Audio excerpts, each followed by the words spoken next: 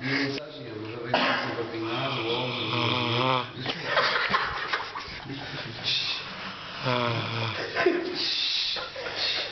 Trzymaj się po pokoju.